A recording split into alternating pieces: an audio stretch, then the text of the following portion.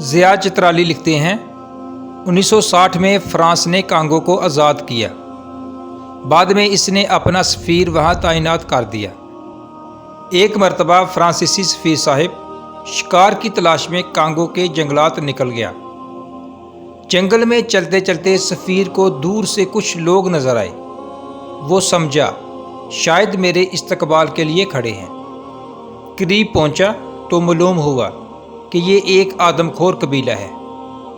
انہوں نے فرانسیسی سفیر کو پکڑ کر ذبح کیا، اس کی کڑاہی بنائی اور سفید گوشت کے خوب مزے اڑائے۔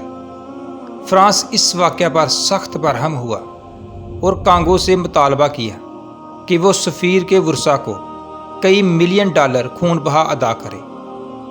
کانگو کی حکومت سر پکڑ کر بیٹھ گئی۔ خزانہ خالی تھا، ملک میں غربت و قحط سالی تھی۔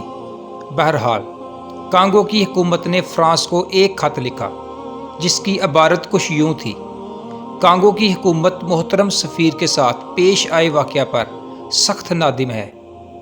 چونکہ ہمارا ملک خون بہا ادا کرنے کی استطاعت نہیں رکھتا، لہٰذا غور و فکر کے بعد ہم آپ کے سامنے یہ تجویز رکھتے ہیں کہ ہمارا جو سفیر آپ کے پاس ہے آپ بدلے میں اسے کھا لیں۔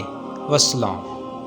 پاکستان کو بھی چاہیے کہ وہ IMF کو خط لکھے جس کا مضمون کچھ یوں ہونا چاہیے: پچھلے 75 برسوں میں ہماری اشرافیہ نے جو قرضے لیے ہیں وہ آپ ہی کے بینکوں میں پڑے ہیں۔ ہم آپ کے قرضے تو واپس نہیں کر سکتے، لہٰذا گزارش ہے کہ ہماری اشرفیہ کے بینک بیلنس، اثاثے اور بچے مغربی ممالک میں ہیں، بدلے میں آپ وہ رکھ لیں۔